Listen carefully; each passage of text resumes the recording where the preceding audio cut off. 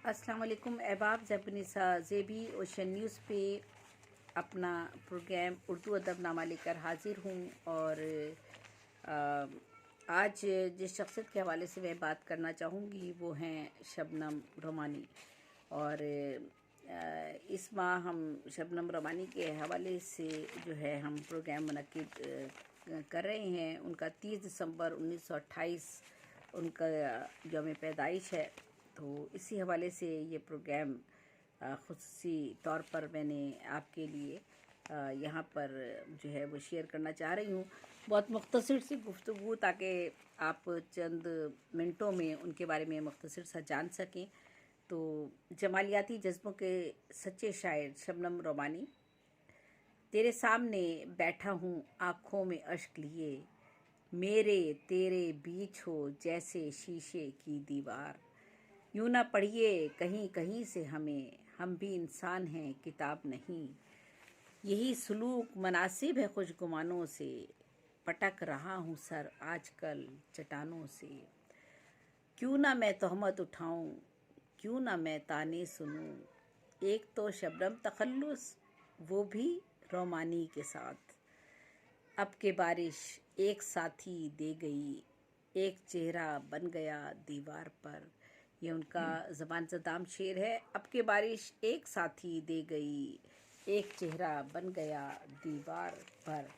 शबनम रोमानी साहब से, चूँकि वो कराची में ही रिहाइश पजीर थे और उनसे मेरी मुलाकातें रहीं और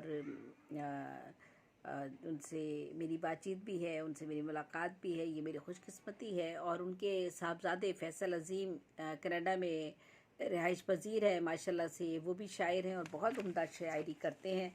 और उनके साथ भी कनाडा में मुशायरे पढ़ने का जो है वो मुझे जो है मौका मिला और हम लोगों ने अक्सर मुशायरे एक साथ पढ़े हैं। आजकल भी ऑनलाइन हमारे मुशायरों में शरीक होते हैं। शबनम रोमानी के हवाले से मैंने अभी एक मुशायरे का इनेकाद भी किया था और उनकी याद में।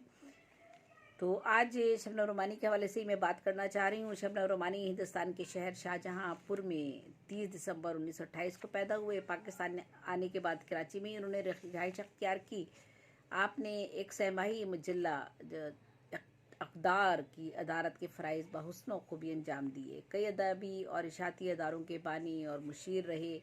आपकी पहली किताब मसनवी सैर कराची 1959 में यानी 1959 में शाया हुई। 3 शेरी मजमूए जज़ीरा, तोहमत, दूसरा हमालिया शाया हुई। इसके अलावा भी मज़ीद और कुतुब बाद में शाया हुई होंगी, लेकिन मेरे इल्म में यहीं तक था। दीगर निफ़ दर्जन कुतुब उन्होंने और जो थी वो उस वक्त ज़ेर तबा थी जब वो इस दुनिया से रुखसत हुए।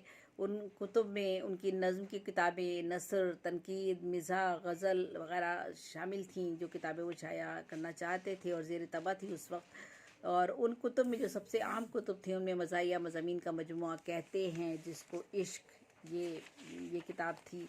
मज़ाहिया शायरी का उनका मजमुआ फ़न हमारा, तनकीदी मज़ामीन का मजमुआ हरीफ़ व ज़रीफ़, नज़्मों का मजमुआ नफ़ी बराबर इस्बात शामिल हैं। आप जितनी उम्दा संजीदगी का मज़ामीन बांधने में माहिर थे, उतने ही फ़िकाहिया नवीसी में भी आपको कमाल हासिल था। वो नसर हो या नज़्म, दोनों में फ़िकाहिया मौज़ूआत को बहुत खूबसूरती के साथ बांधा करते थे और एक कमाल रखते थे। और आपका संजीदा कलाम भी बहुत अहमियत का हामिल है। शेर सुनिएगा। दर्द पैरहन बदलता है ये हम पर अब खुला, दर्द पैरहन बदलता है ये हम पर अब खुला, सिर्फ लफ्ज़ों की धनक को शायरी समझते थे हम। और आगे कहा उन्होंने कि हम तेरी राह में खूने रगे जां से अक्सर सुर्ख कालीन बिछाते हैं पजीराई का। और मेरी बातें महकी महकी, मेरी बातें महकी महकी, जैसे मीर के नाजुक शेर, उनकी बातें सोची समझी जैसे गालिब का दीवान। वाह वाह, बहुत खूब। आपका फ़न ना सिर्फ शायरी और नसर निगारी तक महदूद रहा, बल्कि आपने ड्रामा नवीसी, ब्रॉडकास्टर आप रहे, ड्रामा नवीस थे, सहाफ़ी थे, कॉलम निगार थे, अदीब थे। बच्चों के अदब से आपको बहुत गहरा लगाव था और 1973 में आपने बच्चों का एक सिलसिलेवार टीवी प्रोग्राम के 25 एपिसोड जो थे वो आपने उनके लिए आपने 25 नज़में बच्चों की लिखी, जो बाद में हमदर्द फाउंडेशन ने मोज़ेजुल ग़ज़ी के नाम से शाया की। और फ़िकाहिया कॉलम जो आप 12 बरस तक लिखते रहे, बाद में वो हाइड पार्क के नाम से ये मजमूआ आपका शाया हुआ। आपकी कलाम में शाइस्तगी, रवानी, रम्ज़, किनाया, तहदारी पहलू, रवानी, सादगी, सलासत, ये तमाम चीज़ें मौजूद हैं और उसलूब का तनव्वुर भी है, मौज़ूआत का तनव्वुर भी उसमें मिलता है हमें। और फ़राक़ और जिगर जैसे शौरा के साथ आपने मुशायरे पढ़े, बल्कि एक बार तो ऐन मुशायरे के दरमियान फ़राक़ के एक शेर में शुतरगुरबा देखकर इस्लाह फरमाई। कहते हैं कि मैं दिल में सोचने लगा कि ये इस शेर का जो है वो मुतबादिल क्या हो सकता है, क्योंकि यहाँ शुतरगुरबा आ गया है। और उसी लम्हे मेरे दिमाग में वो ख्याल आ गया और मैंने ज़ौक़ साहब से फ़राक़ साहब से कहा कि फ़राक़ साहब, ये आप अपना शेर थोड़ा सा ना भूल रहे हैं। और ये मुझे याद है आपका शेर, आप जो है वो ये शेर आपका इस तरह नहीं बल्कि इस तरह से है। तो फ़राक़ साहब ने वो शेर सुना और वो फ़ौरन समझ गए कि इसमें जो था वो शुतरगुरबा था पहले मेरे वाले शेर में, और ये जो नया शेर जो है वो शबनम रोमानी साहब ने अभी इसी वक्त बयान किया है और वो उन्होंने थोड़ा सा तब्दीली के साथ किया है। तो फ़राक़ साहब ने जो था वो शेर सुनने के बाद बहुत उनको दाद दी, और बल्कि सामाइन को और अपने इर्द गिर्द बैठे हुए लोगों को उन्होंने थोड़ी सी डांट भी पिलाई और कहा कि देखो ये कैसे लोग हैं कि इस तरह के अशार पर भी वाह वाह कर देते हैं। तो देखिए आप ये बड़े लोगों का आप कमाल देखिए, बड़े लोग ऐसे हुआ करते थे। ये कहते थे कि शायरी इसे कहते हैं। आज के दौर में तो आप करके दिखाइए ना, किसी को कह दीजिए तो कोई अपनी गलती मानने को तैयार नहीं होगा। तो ऐसे लोग हुआ करते थे। तो फ़राक़ साहब ने बड़ी फ़राख़दिली से उसे कबूल किया और बहुत दाद दी उन्होंने शबनम रोमानी साहब को। तो शबनम रोमानी साहब जो थे वो सारी ज़िंदगी अदब के लिए, अदब उनका ओढ़ना बिछोना था, और ज़िंदगी के मसाइल और मसाइब से भी वो उलझते रहे। माशी तौर पर भी वो अपनी ज़िंदगी के बहुत से नशीब व फराज उन्होंने देखे, लेकिन बहरहाल कागज़ और कलम से उनका रिश्ता जुड़ा रहा। वो एक सच्चे और जेन्युइन और हकीकत पसंद शायर और अदीब थे।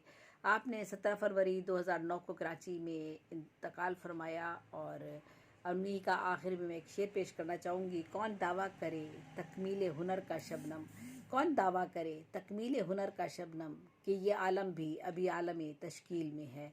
तो ऐसे लोगों को मेरा सलाम, और ऐसे ही लोगों के बारे में मैं बात करती रहूँगी इंशाल्लाह। और आप लोगों से मुलाकात मेरी होती रहेगी उर्दू अदबनामा में, और ख़ास तौर पर ओशियन न्यूज़ पर, जिनके डायरेक्टर और प्रोड्यूसर शेरवान और पूरी इंतज़ामिया मेरा साथ देती है, मुझे यहाँ मदऊ करती है और मेरे प्रोग्राम्स ऑनलाइन करती है। आप लोग देखते हैं, दाद देते हैं और कमेंट्स करते हैं, और मुझे अपने साथ जुड़े रहने पर आमादा रखते हैं। इसके लिए आप सबकी बहुत ममनून हूँ, मशकूर हूँ, बहुत शुक्रिया।